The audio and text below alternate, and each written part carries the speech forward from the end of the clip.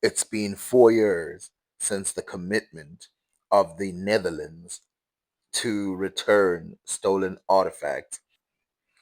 They had planned to return these, and negotiations were on the way. And something happened this week, which is good news. 119 of them were returned.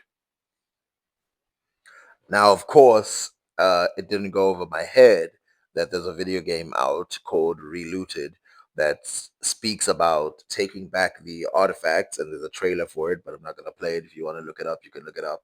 But the cool thing about that is that we don't have to steal anything, when in real life, some of these people have been committing and being given back. Remember, Namibia got a Bible back that they had created. I think it was in the late 1800s or the early 1900s, and it was taken and then it was returned. And in this case, 119 artifacts, and some of them that I've seen are amazing. Now, obviously, when you steal artifacts, the one thing that is lost that can never be returned is the context. But still, there is enough here that it can still be highly appreciated that there are people who put in the effort to make sure that they are returned. Now, from the news articles that I'm seeing, the thing that is utilized from this, of course, the things that will be boosted are tourism, national pride, and of course, the economy of the country.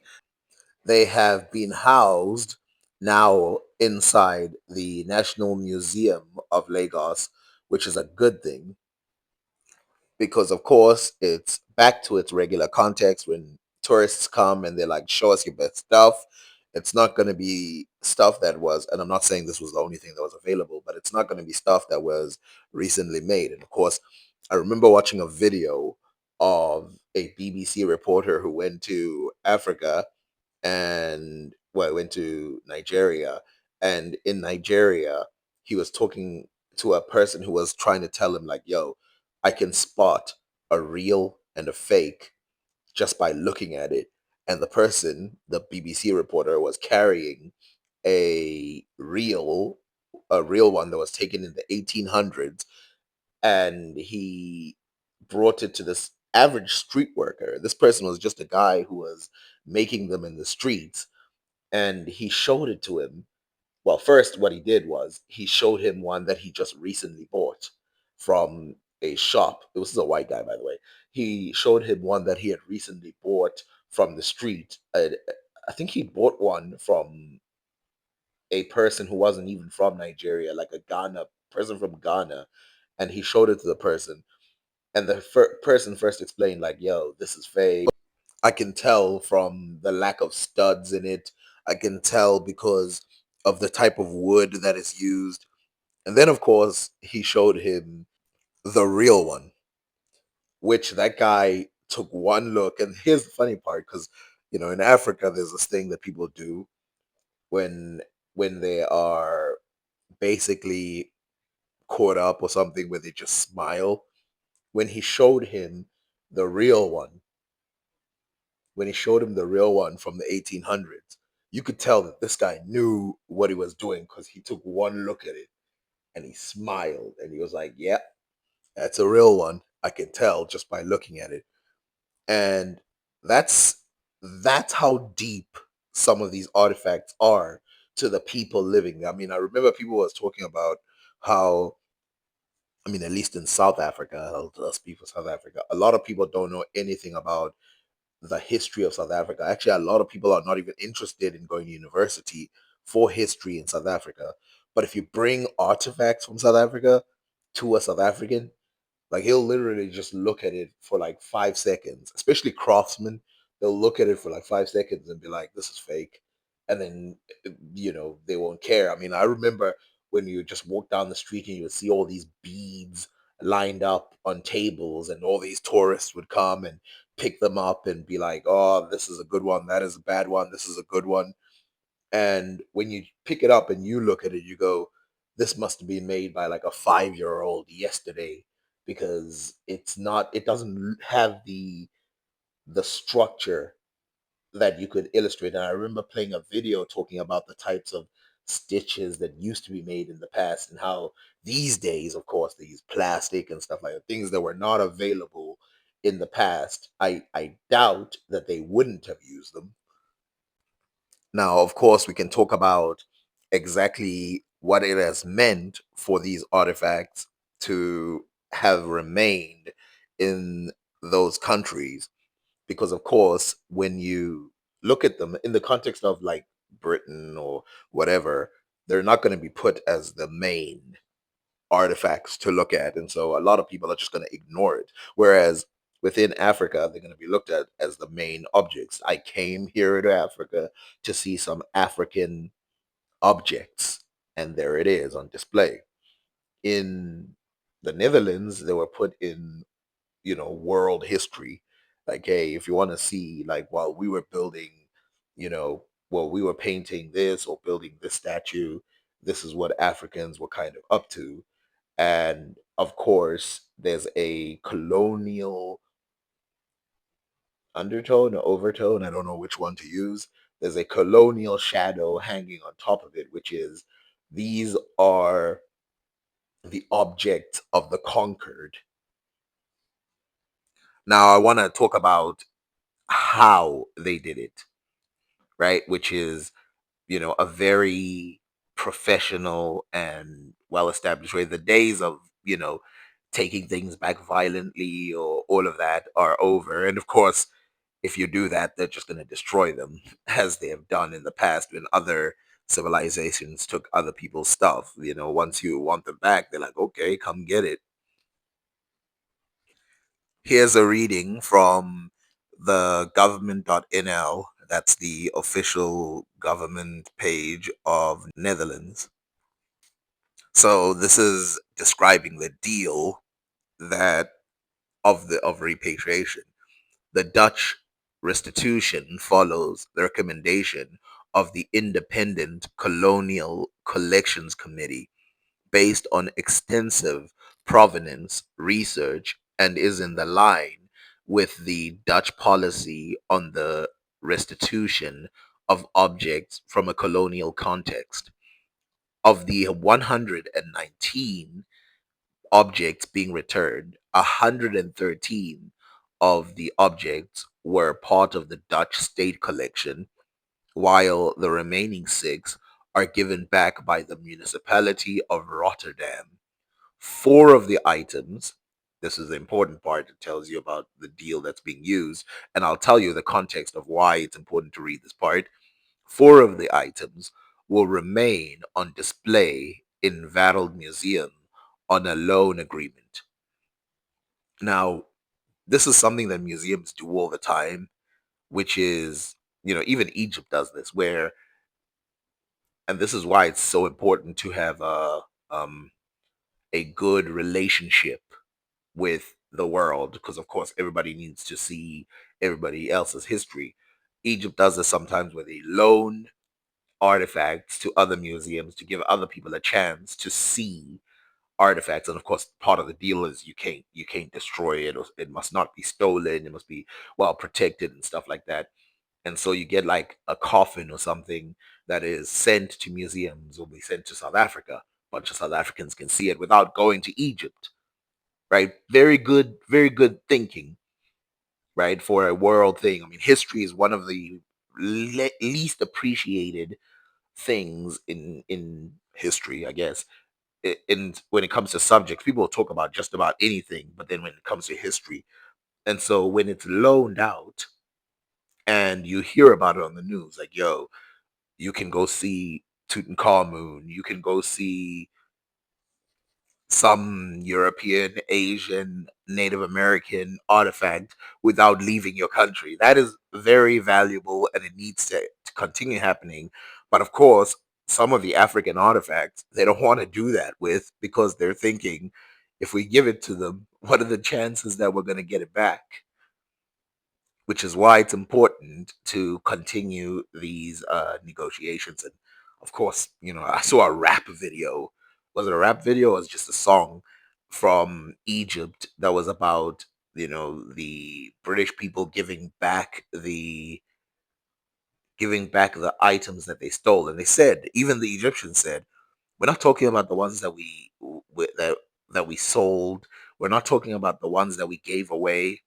Remember, I'm going to talk about that dam or that lake that they were Lake Nassa that they were going to build, that was going to be there, and blah blah blah. For some of that stuff, places around the world got given items for their help, but that's another story. And they can keep those because they were given by the people. And if that happens, that happens. If people voluntarily give you something, that's fine. But stolen items must be returned. Now, we must remember that these items are not toys. That is something that we must remember. And you need permission from certain people. I mean, I've seen some very harrowing or some very scary things being put online without the permission of people. Some things, they're supposed to be. I'll give you an example.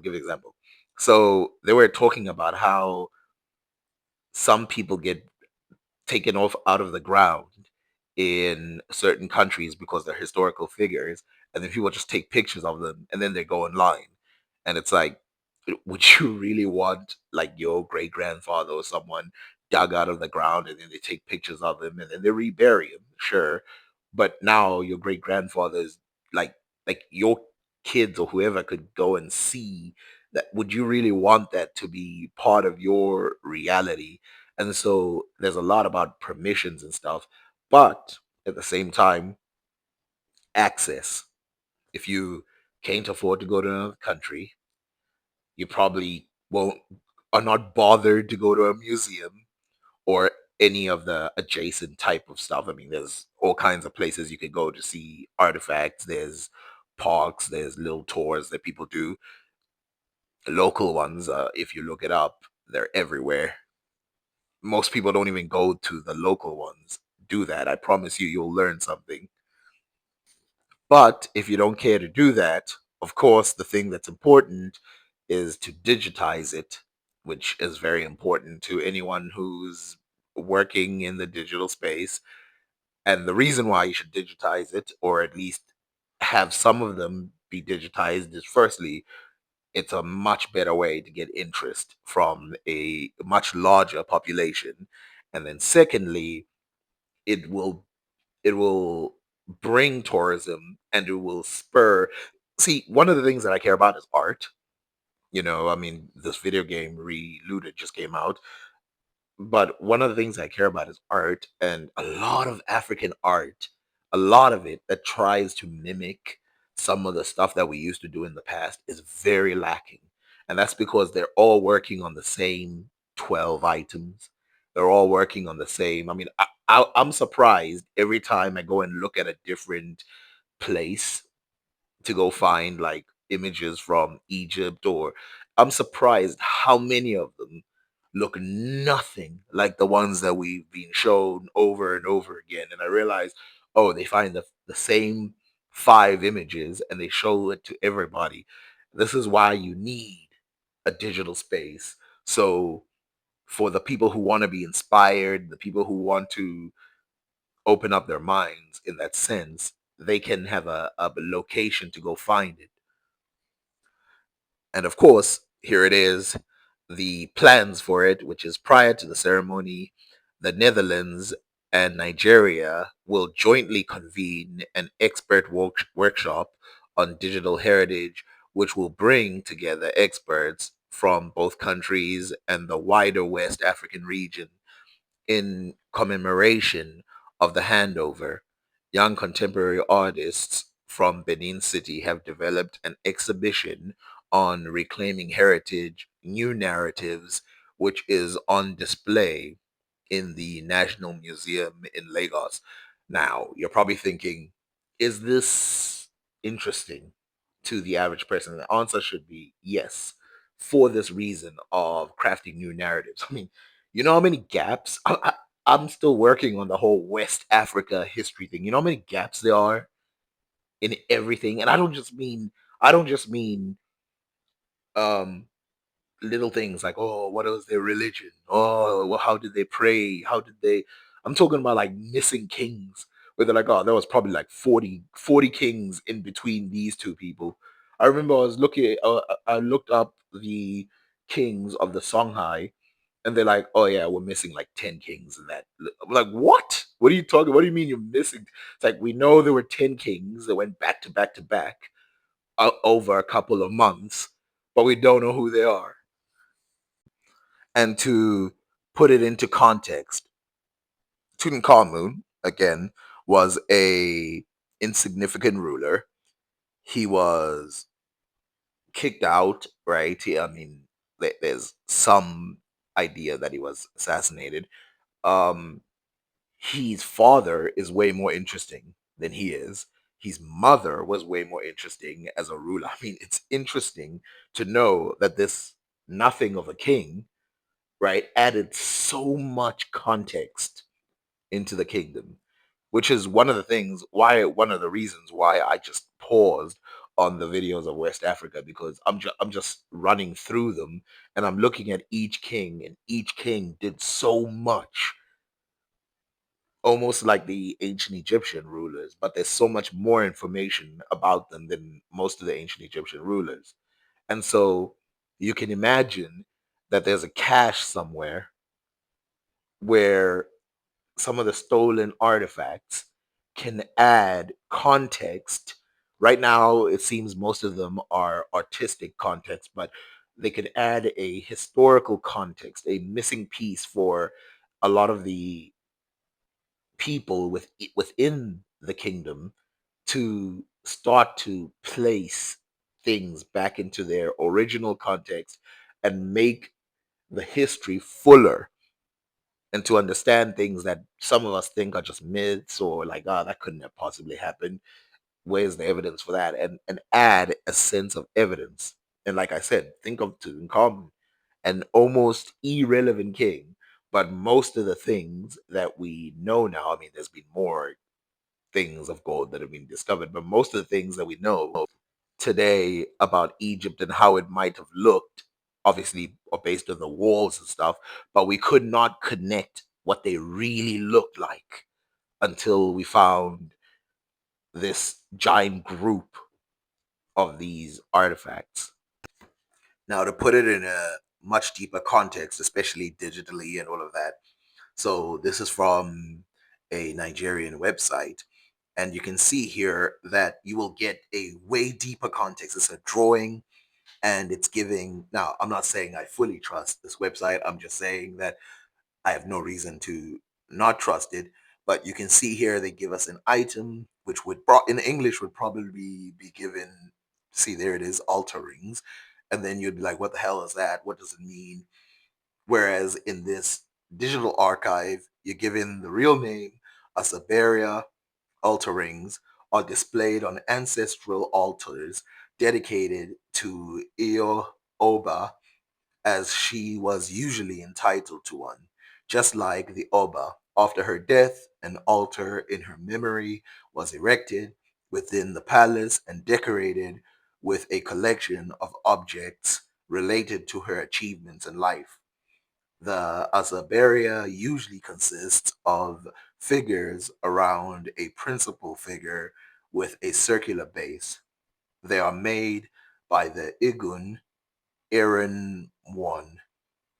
So you can see here how this is a very useful place to get information. While I will talk later about weapons and stuff found in Africa and symbolic weapons found in Africa, that's when I'm going to reveal what the website is called, and it's not an advertisement. Now, there's other stuff in here like, I don't know how to say this word, akion, a smoking pipe, also referred to as ukoko, were used by both men and women in Benin Kingdom to smoke tobacco. Now, you have no idea how many of these items we actually have, at least documented. I mean, you can see these are drawings, so a lot of them are probably not even housed in Africa. They're just drawings, and then Africans putting them back into their original context. because of their passed down information. Now, I don't want to go at anything, but I remember when I was watching the Black Panther movie, one of the things that it was a great movie. Let's start there. But one of the things I didn't like was there was too much comparison to European artifacts and European ways of life. Like they were relying too heavily on concepts that would matter more to Europe than to Africa. And I think it would have been a better movie. I forgot what it was. I think it was the first X-Men movie. They literally had a part where they were in ancient Egypt for the first 3 minutes of the movie. And I literally, I don't watch X Men, but I literally remember watching that part of the movie and thinking, oh, I'm going to sit through this whole thing because it was so well done. It looked real. There was dust, there was everything. And then they were like, oh, actually, it's X Men. And I was like, yeah, I'm out. But it can make such a big difference when you feel like you're learning something. Think about when I repeat things and you go, I've already heard this, versus detailed information that will change your context forever.